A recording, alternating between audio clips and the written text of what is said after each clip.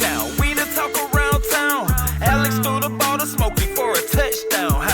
It's fourth down and you don't really want no more. We've been winning from the door. You should check the scoreboard. Check the scoreboard.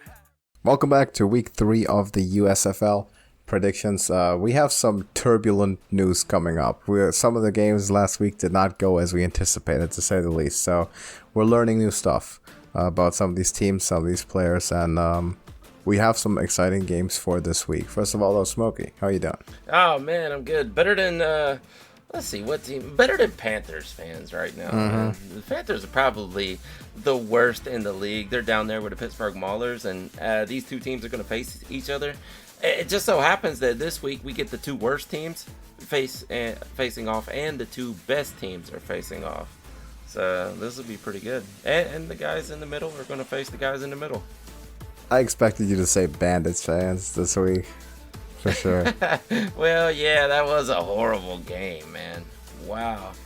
But over and all, I think Tampa is not as bad of a team as they played this week.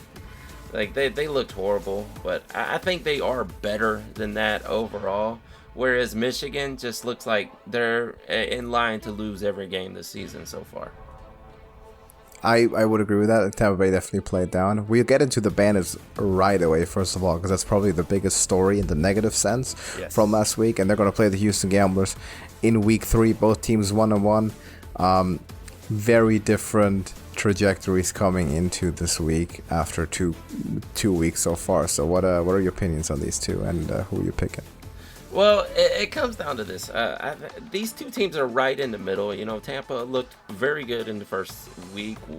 Without the interceptions, they would have been great. The problem is they're still throwing interceptions, and it's not all Tamu. The backup, what's his name, White.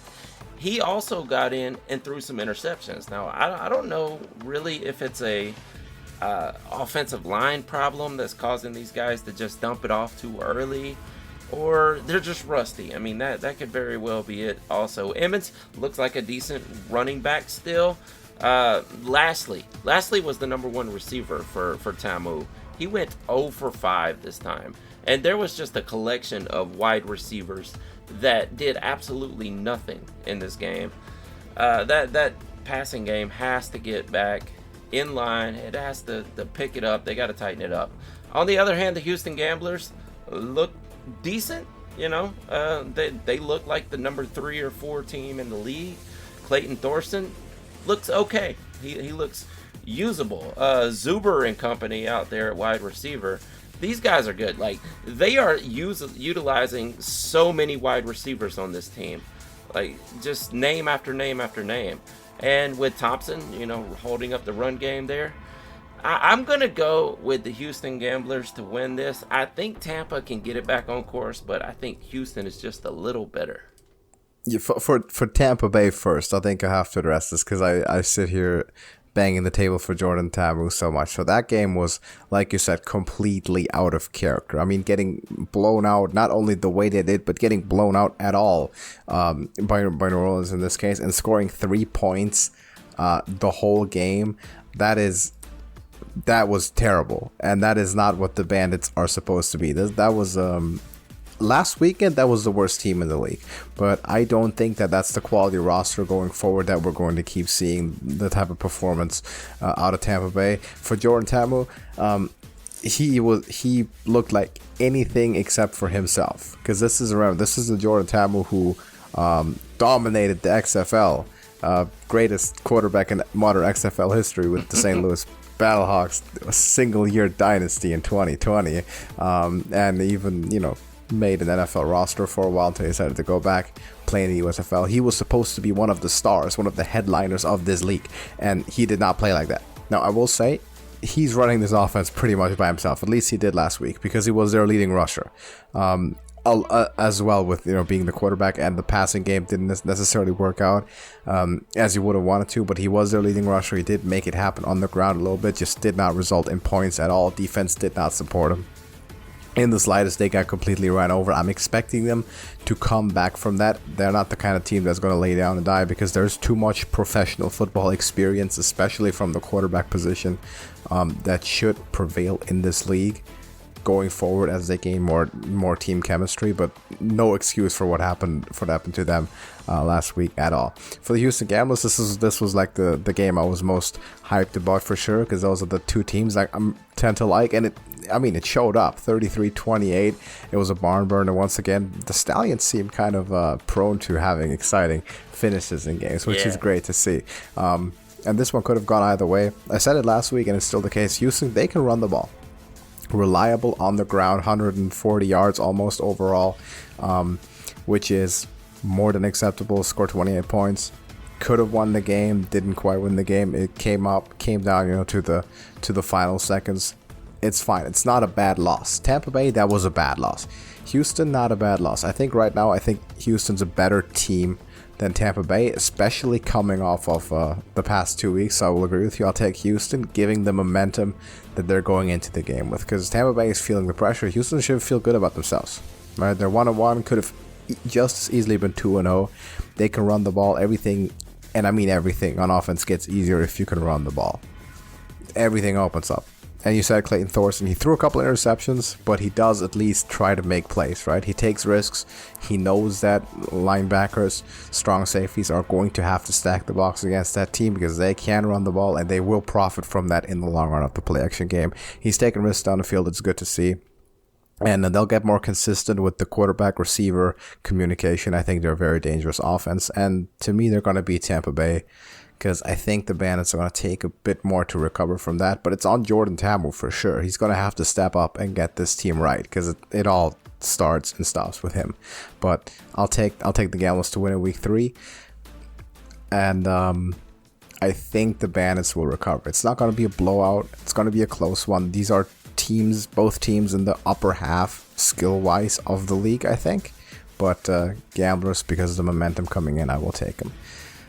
Number 2, we already talked about them. Birmingham Stallions at the New Orleans Breakers, and those are the two undefeated teams. Yes, they are. One of them is going to be undefeated, and one of them is not at the end of this one, unless they can come away with a tie somehow. What are the tie rules? I haven't even looked No that idea. up. Huh. Not expecting any. Yeah, exactly. These may be the two best quarterbacks in the league. Perez being what it is, and with Ta'amu having the interceptions that he's throwing and the one really bad game. I think right now we're looking at this game right here. Kyle Sloter and Jamar Smith, the two best quarterbacks in this league. The Stallions have an explosive offense. There's no doubt about that. They've put up many points over the first 2 weeks.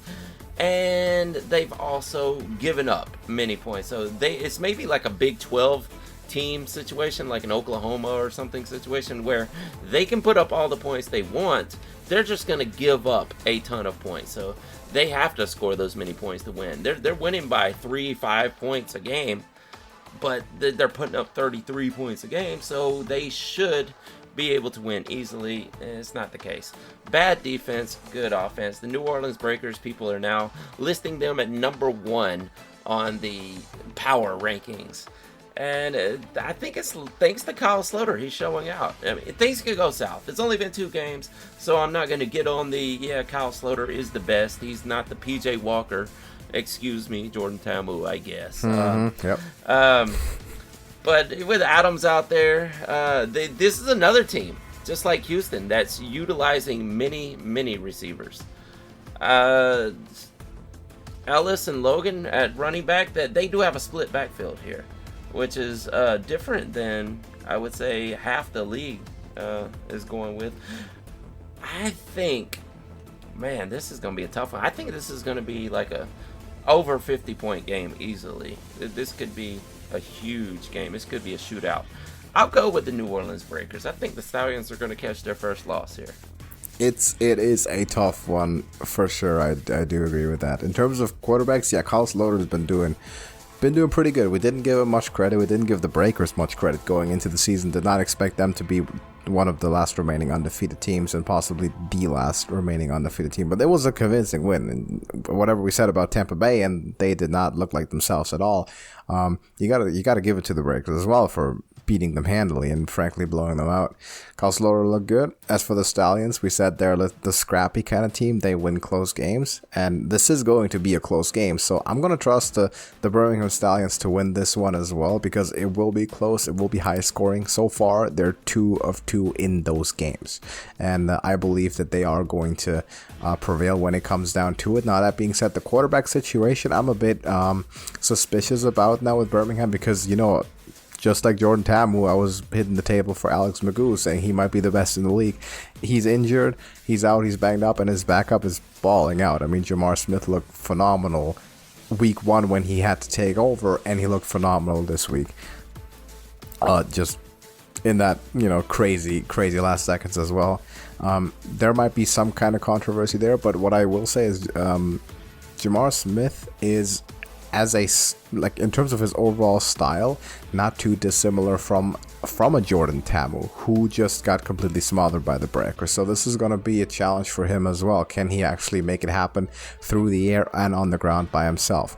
Now, we know that the Stallions are able to run the ball a bit better, at least they were this week, compared to week 1, where they had to make a lot happen through the air, especially starting 2 different quarterbacks. Assuming Jamar Smith starts again, it's going to come down to that run game. Can you win time of possession if you're the Stallions, because you know you can score reliably, but you don't want to let the game out of hand? It's going to be a high-scoring game. I'm going to trust the Stallions because they've been in the spot that I'm projecting this game to be. Should be good, but can Jamar Smith step up? I think if he does and he wins that game, he might have a bit to be the starter for the rest of the season. As much as I like Alex Magoo, it's going to be hard to come back from that, because when your backup turns out to be the best quarterback in the league at the point, tough to really change the running system, right? But we'll see how that goes. Trusting the Stallions for now and say they'll win it, because I have less question marks about them. I've seen them do it twice, so I'm going with those. That's our first disagreement, I think, all season. Absolutely. That's a good game to disagree on also. Yeah, for sure. Maybe this one as well. Yeah. Pittsburgh Maulers at the Michigan Panthers. Can we say Tank Bowl here? I don't know what the drafting rules are going to be, but I assume that whoever comes in last gets the first draft next year. So, and who are you drafting from? So I don't know if any team is actually thinking about tanking in the end, even halfway through the season. But this right here is the battle for last place, no doubt about it. The Maulers do look better this past week, than they did in week 1, whereas the Panthers are seemingly just as bad. Shea Patterson is bad. He's not putting it together. Ball, the wide receiver, and the running back Scarlett, these guys, they're not good enough to hold this team up, because Shea Patterson just can't push the ball down the field like he should. On the other hand, the Maulers, it looks like Josh Love is going to be the quarterback at this point, which is also probably their best running back on the team. Not a lot to speak of outside of Josh Love. I mean, maybe he's going to get better throughout the season, but better than, oh Jesus, I forgot. Who was there before? Kyle Loletta. Yeah, I think if I was the coaches, I would stick with Love also. He seemed to be better than Loletta, so we'll go with it. I do think the Maulers have a slight advantage in this one, so I will pick the Maulers. It's a tough one to pick. It might be even harder than the 2-0 teams, the actual good teams, because the Maulers suddenly looked like they had life in them, and they didn't really in week 1. Compared to Michigan, they did not look like they had life in them this week. I mean, that was a very ugly game. 6-10, nothing got done on offense whatsoever. I think if I remember correctly, Bailey Gaither outgained the entire Panthers offense by himself last week, or at least came close to it, which doesn't necessarily spell a lot of optimism for this game. So I will agree with you with that, just the trend that it's looking at. The Maulers definitely should come in favored, because they have more of an upswing in terms of their offense going into the game, so I will pick them as well. I haven't seen anything from the Panthers at all. They look completely lifeless. You talked about Jeff Fisher at the start of the season. So far, nothing to be seen in terms of NFL veteranship. So I will agree with you. I'll take the Maulers. They did lose, but they did look good. They gained a lot on offense. I mean, they were functioning. They were definitely functioning on offense. I don't think the Panthers can outscore them if they keep that up as they did against Philly, which was a game they were totally in, by the way, and had good reason to win as well.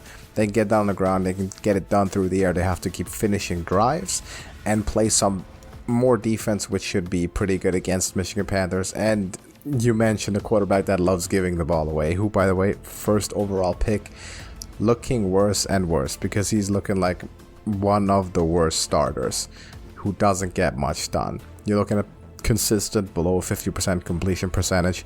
You can't really supplement it with a run game.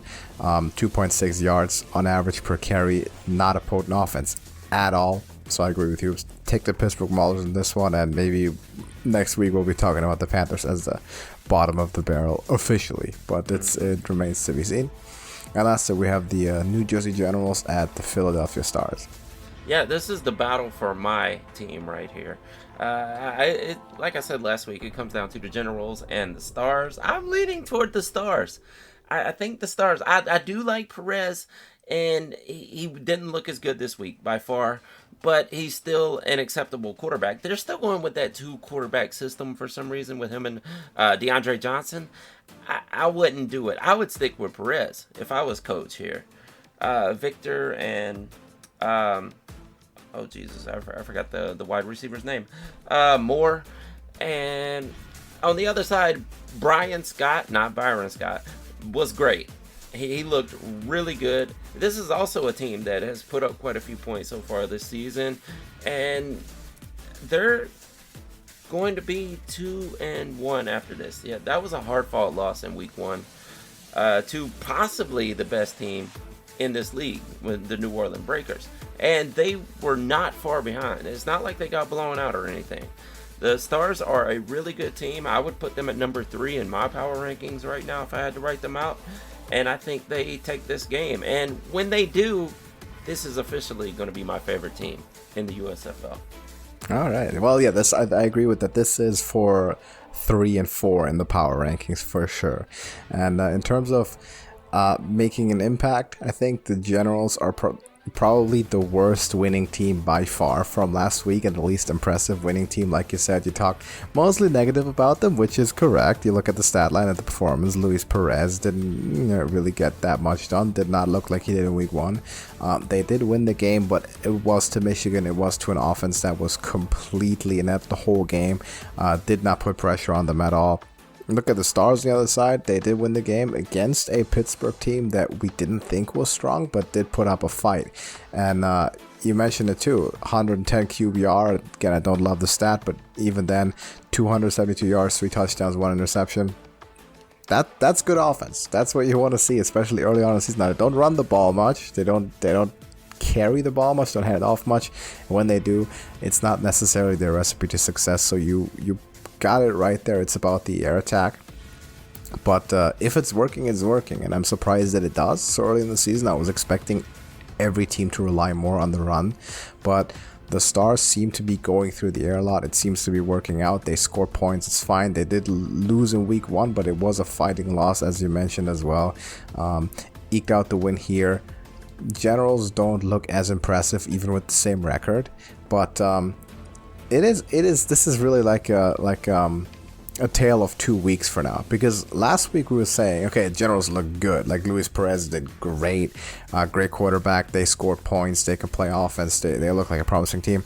Now week 2, the tables are kind of turned. Even though they did win the game, now we're saying, okay, yeah, the Stars look like that, like an explosive offense with a lot of promise. So we've seen both teams going both ways, but I agree with you, just going with the more recent momentum, Philadelphia Stars to win it. I think they'll keep it up, and they'll be tough to stop. I like the Generals' defense. I mean, they've been playing well both games so far, but it's going to be a challenge stopping the passing attack. If they can do it, good.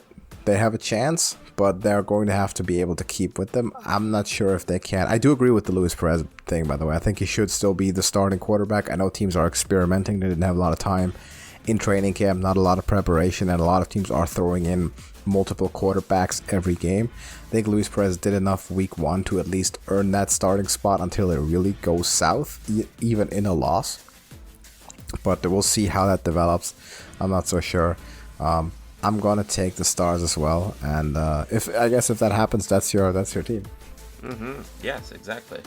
Yeah, Perez went 13 for 19 in that one, so it's not like he had a bad showing.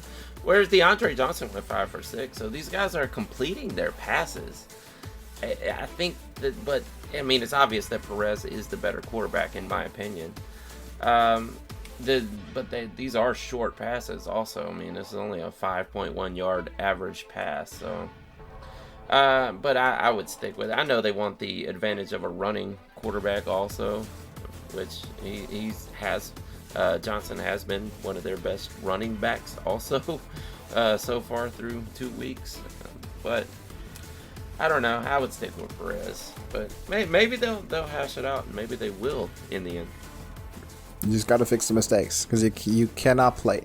This is what I'll say. You can't play the way they did last week and win any other game. Like, against anyone but Michigan, you're not winning. You score 10 points, you turn the ball over twice. And by the way, the Panthers did not turn the ball over a single time. They just couldn't move it. No, yes. They lost the turnover battle 2-0. They just didn't let Michigan score the whole time because they were just completely inept on offense. But you can't play like that and expect to win any other games at all. And I don't think they're going to be in that upswing against the Stars. So I'm going to have the Stars go 2-1 here.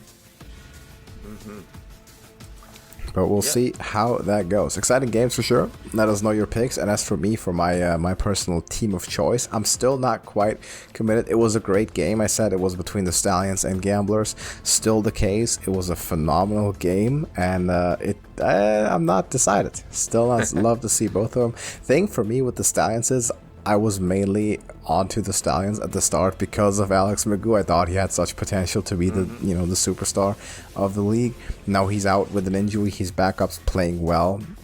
We'll see how it develops. But I still like both of those teams. Still see a lot of potential in both of them. Love the Gamblers have a lot to them as well. With they have the best uniforms. They definitely have the best logo, and I love the running game as well. Yeah. So there's a lot speaking there as well. I'll wait maybe a week, maybe another few weeks to see more of a team identity developing before I make my pick. Maybe I'll go the whole season without a real, rooting for a team, and I'll start next year. Who knows? If the league survives for a second year, which would be a success already, by the way.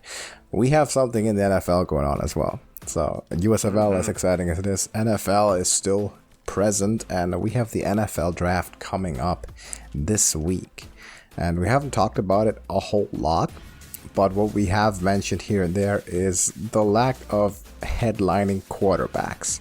And kind of as a last take, like a 3.0 mock, so to speak, what's your sense going into draft week, and now that the rumors become a bit more concrete?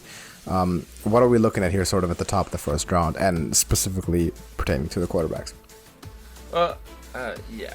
Do you want so the top of the round? Because there's not going to be any quarterbacks, in my opinion. I know you differ no quarterbacks? In that opinion. I don't see any quarterbacks going, at least as far as my mock draft, pick 9 is the first quarterback, which it is Kenny Pickett, so I'll agree with you in that sense that Kenny Pickett, or actually, you know what? I left out one. Malik Willis would be the first in my mock draft going to the Panthers. I overlooked that one.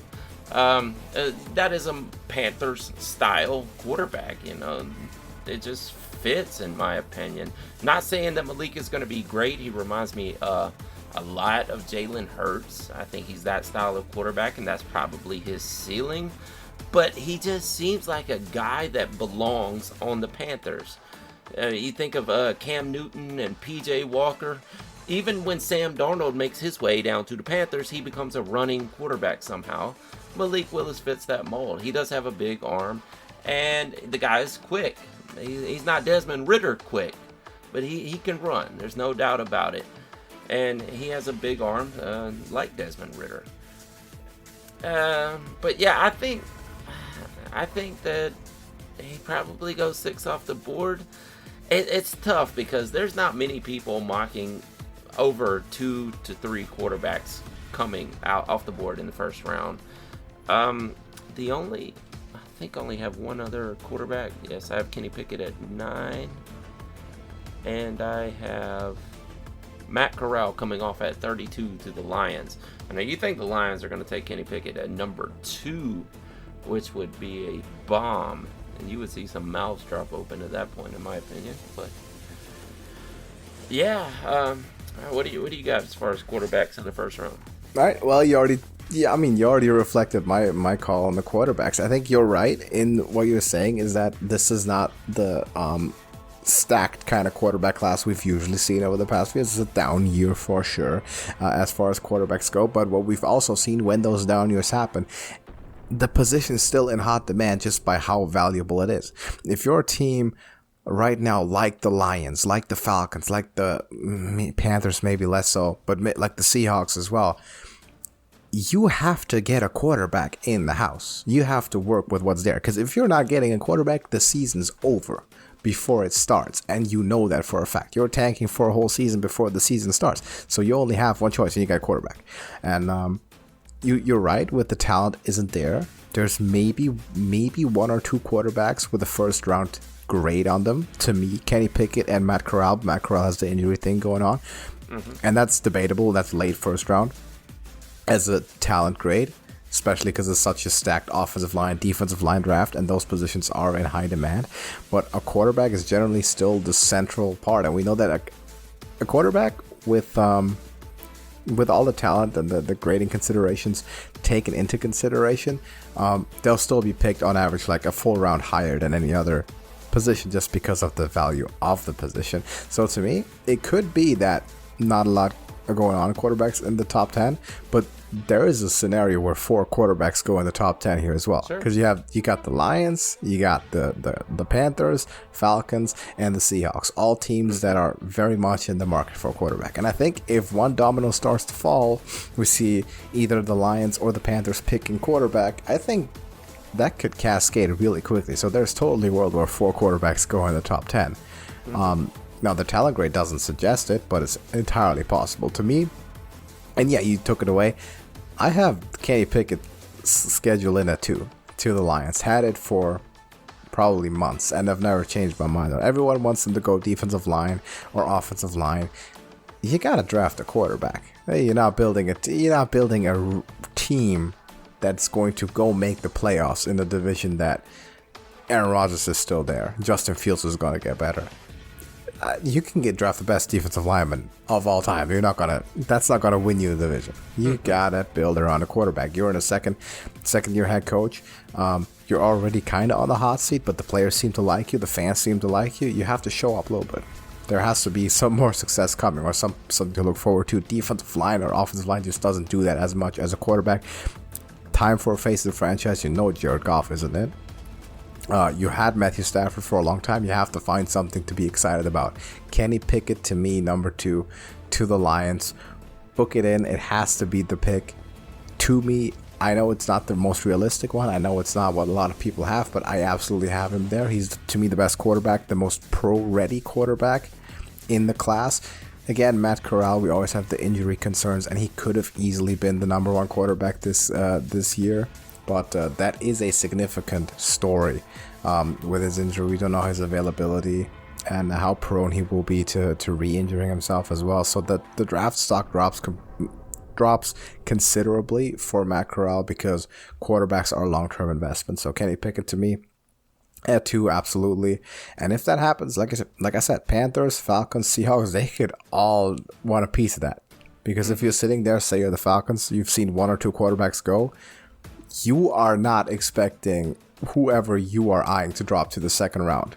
If quarterbacks start going that high, and you know they're not necessarily even valued that highly, you better get one. Because if you miss out, you're tanking the season before it even started. A lot of pressure there. So I can just give you my picks. So number 1, I have Aiden Hutchinson. A lot of debate there between offensive line and defensive line. People, even different defensive line. I think I've seen 4 different defensive linemen being scheduled in at number 1. To me, it has to be Aiden Hutchinson. He's been the best for the entire season, the most consistent one from Michigan. absolutely get him in there. Number one is a fail-safe. He's one of the best since maybe Chase Young, the Bosa brothers. And he's even bigger than all of those guys, by the way. Like, Aiden Hutchinson is a phenomenal edge rusher. Great combination of size and speed.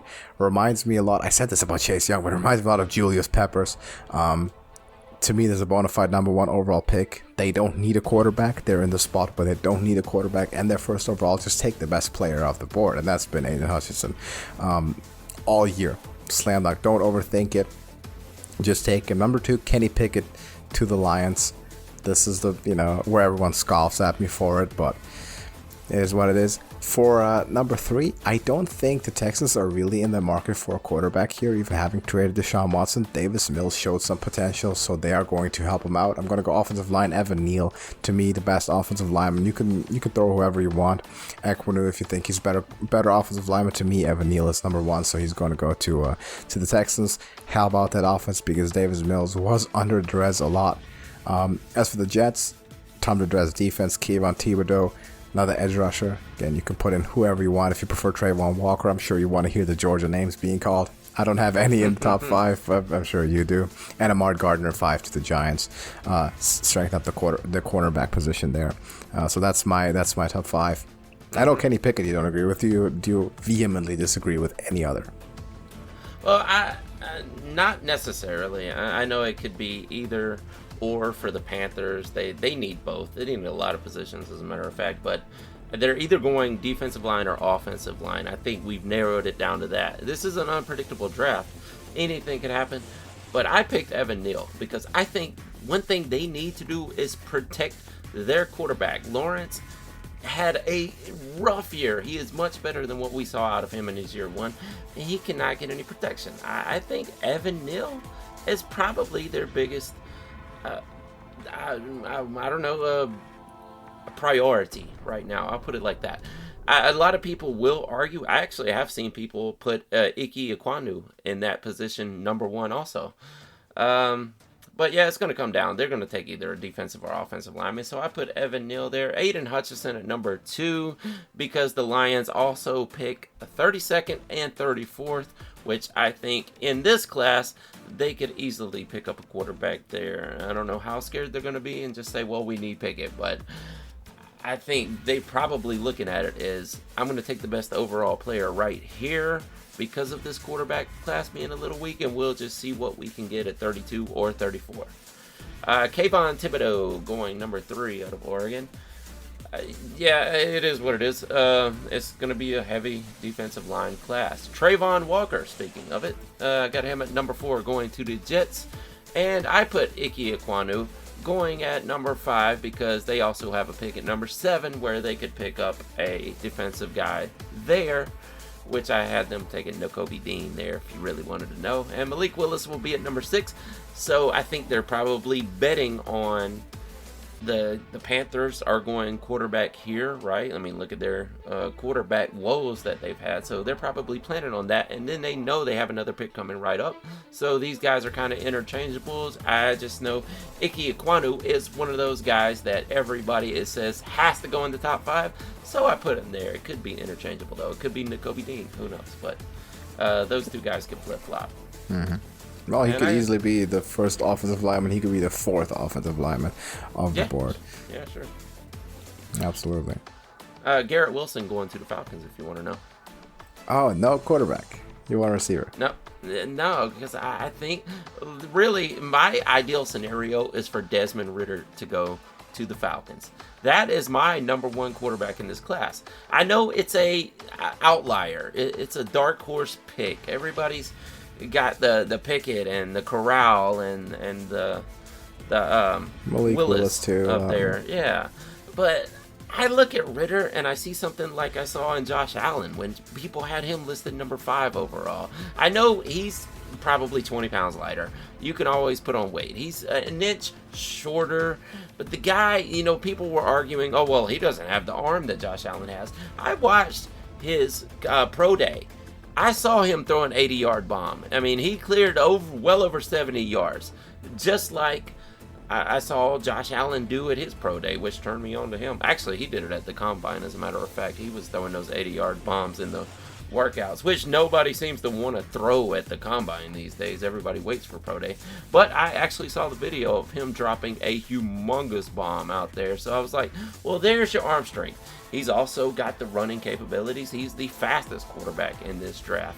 He puts on a little weight. I don't see where his upside is not a guy like Josh Allen. I'm not going to go out on a limb and predict him to be Josh Allen, because Josh Allen is obviously maybe the number 1, 2, or 3 quarterback in the NFL at this time. But I think that's his upside. He probably has that potential deep down in him. I just see that based on the analytics and the measurables and the metrics of this guy. The guy, his young breakout age, stayed there, has a tremendous amount of experience. You could also say that about Pickett, but Pickett also had a late breakout age, and Desmond is younger, I think by 2 years than Kenny Pickett. But yeah, that's kind of why I'm off Pickett and why I'm on Ritter right there. All right, I can see why it is a tempting upside for sure. I'm not gonna doubt that. I think, as I said this last week, Desmond Ritter made himself a lot of money by going into Alabama and playing Bama and not getting crushed, but actually showing to be on that level. Because a lot of small school quarterbacks draft stocks suffer from never having those moments. Always staying within division, never sniffing playoff air, never playing against the best teams in the country. Desmond Ritter did it. He was the best player on the field for Cincinnati in that game, and that is tough to do as a quarterback against that Alabama pass rush, which was fierce. He earned himself a lot of money with that, and that is the reason he is in the conversation for first round picks. Otherwise, no shot. He never would have been with those other guys. And what you've said about the Lions, I found interesting to go back to. So you have them to pick Aiden Hutchinson at 2, which is fine if he doesn't go first overall. I think he should, but he might not. If you're able, as the Lions, to pick your best offensive defensive lineman, probably Hutchinson, at 2, and get back at 32 and still pick one of those top 4 or 5 quarterbacks, you win. You win the draft if that happens. Absolutely. But if it doesn't happen, then you're sitting there with Aiden Hutchinson and you don't have a quarterback. And you're gonna playing Jared Goff again. And they did that, remember, 2 years ago. They picked Jeff Okudah, promising cornerback, most athletic cornerback of the last decade. Immense potential, but he's just a defensive player. Not the type of character or type of power to turn a franchise around as a quarterback would. Even if it was just motivating the roster and kind of bringing in the new era, because it is not an inspiring pick or not an inspiring moment to turn up a draft where you had the 2nd overall pick and show up with a defensive lineman. It doesn't matter who it is if you need a quarterback. If you can do it, good. But if there's any doubt at all, and there's a lot of teams that need quarterbacks, by the way, the Saints are in for a quarterback at any point. We already talked about the Falcons, the Seahawks, a lot of teams that have some reason to pick quarterback. You think you can get one at 32 and it's one of the top 4 or 5? Cool. I'm not taking the risk. I need to see a quarterback at 2 because I have my job on the line. Well, you say that also, but if they pick a quarterback that high and it's a bust, they're also losing jobs. Yeah, if that happens, you're gone either way, right? But a defensive lineman, quarterback is giving himself a chance, turning it around a rotten franchise. Defensive lineman won't have that kind of impact. He could draft Reggie White there if he was available, and it wouldn't turn the Lions around. So, I think. Go ahead. I think it has to be a quarterback if you want to really turn it around and make an impact. I mean, I agree. That's why I have him taking Matt Corral at 32. Because I think there's, just from my estimation, there's only going to be 2. I don't have the Saints. I got them picking Tyler Linderbaum at 19. And Johan Dotson at 16. Because they do need some wide receiver help also.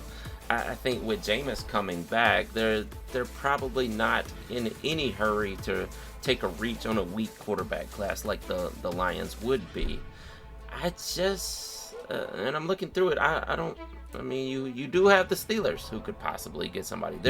kind of in the same boat as the Falcons here. That their franchise quarterback is gone, and they've got a stopgap quarterback and a backup, if you will, that's going to try his hand at holding the team together. And they could take somebody to sit behind the backup, basically, for a year. Both of these teams. Yeah. But yeah, I have them. I think that would be a win-win if they do. They make it down there, and Matt Corral, which I think, if it wasn't for his injury, would be number one in this class. I think he would be well over Pickett and any of them. Ritter, Howell, Malik Willis. I think that Corral probably is the best quarterback as far as proven against high-level competition. Now, you did mention Ritter had a game against Alabama. He also had a game against Georgia, but that's his only high level of competition that he played against in all of his seasons. But yeah, I don't look bad on Corral. I think Corral probably. I mean, he has as good a chance of any of these guys. Yeah. Absolutely. I don't like the injury doesn't bother me. If I were the Lions, I probably would be looking at taking him at number 2 or something like that, but it's not going to happen just because of the general feeling of the NFL and at least how analysts see it. You know, that they don't think anybody's taking a chance on Matt Corral that high. But if I was a coach or GM, I'd be looking at Matt Corral saying, this is probably our guy. I mean, he's the most pro-ready out of this entire class. He is, yeah, it's between him and Pickett to me. The injury does definitely play a role, maybe more than it should. You might be right about that. It's definitely the biggest high role that is imaginable for the Lions. You get Hutchinson at 2, Matt Corral at 32. They both work out, or specifically Matt Corral, because Hutchinson's going to work out. Matt Corral works out, no injury problems. That is the perfect draft right there. It's after round 1, you're good. You are golden if that works out the way it does. But you have to get him. He has to work out. The injury issues are a concern because we've seen a lot of quarterbacks who are usually solid starters and are can be franchise quarterbacks get thrown off by injuries, off track too much. Jimmy Garoppolo's a great example that sticks out to me a lot, obviously, and we've seen others as well. So Jameis Winston's kind of in that situation a little bit as well at this point. So there is a risk that comes connected with that. One more thing I wanted to quickly get into, though, because there is potential for a lot of trade drama coming up, leading up and during the NFL draft. You have a couple names, relatively big or important names that are currently being rumored about being traded. Baker Mayfield's one of them, and then the headliner, of course, that I can't escape for 5 minutes at any point in time, Deebo Samuel right now.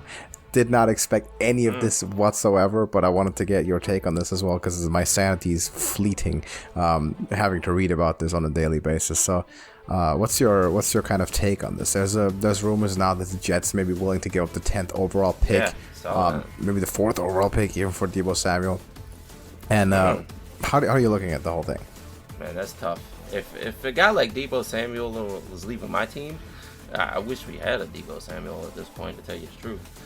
But man, he's disgruntled. Apparently, if the tweets that I saw that have been erased or messages or whatever between him and Jamal Adams, he's saying that he's mad because he's not getting paid. He's still on his rookie contract. He's mad that he's not getting paid after carrying the team to the playoffs, and he feels like it was all him. Now, I will give it. He is a huge part of that team and a diverse player. He's versatile. He can play running back. And maybe that's part of the problem is putting him in that running back slot. He knows his career is going to be shortened by playing running back. That's obvious if you look at the metrics of today's NFL. Quarterbacks or running backs don't last as long as wide receivers. So maybe that's one thing he's worried about. He's worried about getting injured and not making it to his big contract. So I can kind of see that. Man, Jesus, it's tough. I can't see any way possible that the 49ers are going to go, okay, yes, you can just go, because they need Deebo. Deebo is a backbone there, and especially if Trey Lance is going to be taking over, he needs a safety net like Deebo, a guy that can run the ball out of the backfield and go catch the ball. And George Kittle, of course, is just the biggest part of anything. I don't think he's going. I really don't. It would have to be a really sweet deal, probably better than the first round pick, because you think about it, the hit rate for a wide receiver in the first round is probably, I haven't looked at the metrics lately, but I don't know, 40% hit rate or a little lower. Debo, if you keep Debo, you got a probably an 80% rate of him continuing the success that he's already had. So you need more than a 10th overall pick. You might need the 10th and the 4th, in my opinion. Wow. Just for the 49ers to take that chance. So I don't see Debo leaving. It is a difficult situation because I first of all, I'll talk from the player perspective. I get it, right? For him, yeah, there's never a time in your career that you are more valuable than right now. After your breakout season, you're maybe the most explosive offensive player in the league. Yeah, I get it. You're best running back, best receiver, everything. You want to get paid now because he's at the highest risk of injury of basically anyone just by the way he's being used, because he's an absolute workhorse. So I get him wanting money this offseason.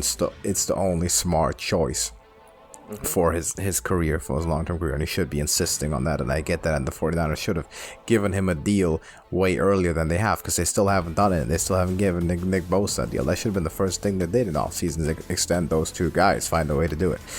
They picked up the 5th-year option on Bosa, and he seems to be completely fine, but I get that Samuel wants to get paid. It's the correct thing for him to do, for him to insist on, and it doesn't seem like he's the kind of player that you would just give up. But then here's the other thing. If you're Kyle Shanahan and you're reflecting on this honestly, you have a guy who's probably asking to be the highest paid skill position player in the league among all receivers and running backs, and you have to ask yourself, okay, you've seen 1 year of this. How much of this is actually him being the best skill position player in the league, and how much of it is just him playing in my system where I make him do this? Can I do 80% of this with a combination of Brandon Ayuk and a running back of choice, Elijah Mitchell? And if I can, for like a quarter of the price of that one guy, I will. That's the thing for Kyle Shanahan to decide. Or is it just that Deebo Samuel is just the best player I've ever coached aside of Julio Jones, and I absolutely have to have him. He's an integral part of my offense. I'm not completely sure either way.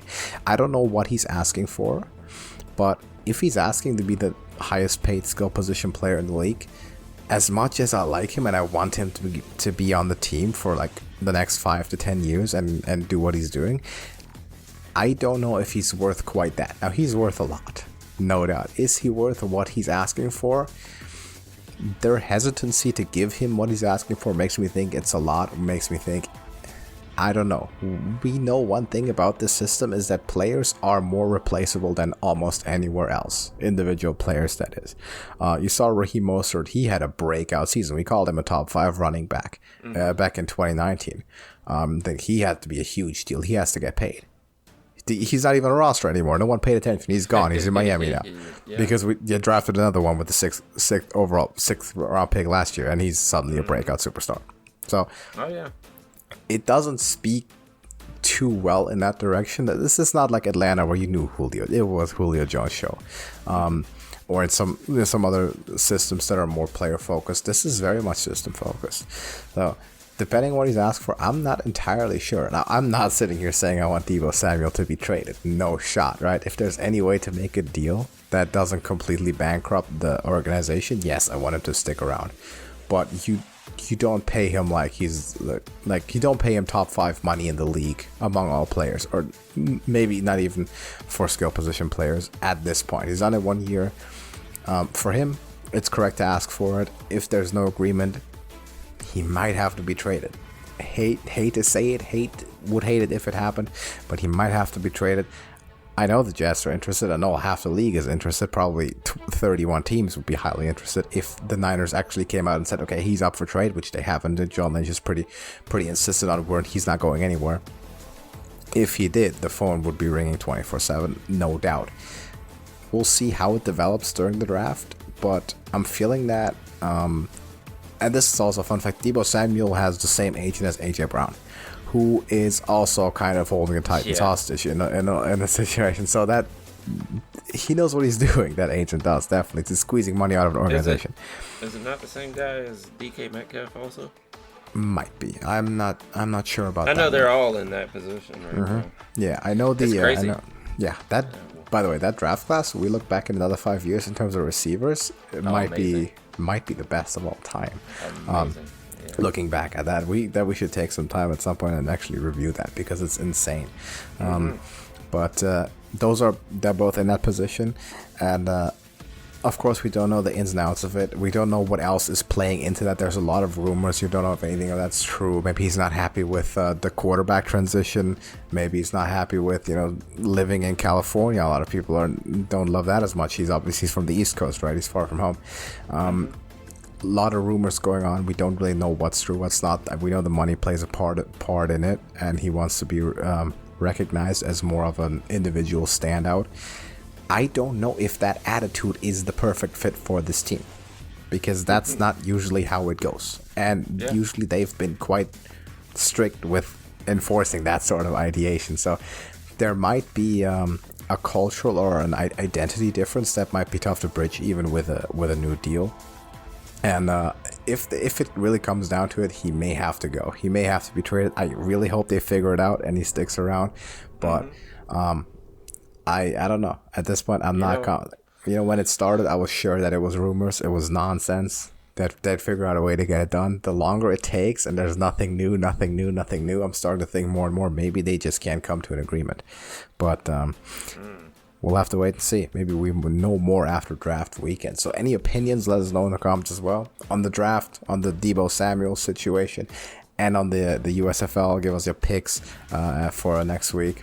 And if you have picked a favorite team already, let us know as well. But do you have anything to add for this week's scoreboard? No, I guess that's it, man. No. Yeah, we've been going a bit over time talking about the NFL draft and everything, but we'll be back next week. Another week of USFL coming up, and we have some review for the NFL draft as well. See what happens, and I'm sure there's going to be some interesting ones to talk about, especially on the quarterback side, maybe some trades as well. So we will be back next week with all of that, covering that for you. As for now, thank you for watching, and we're going to see you in the next one. Deuces. Check the scoreboard. Check.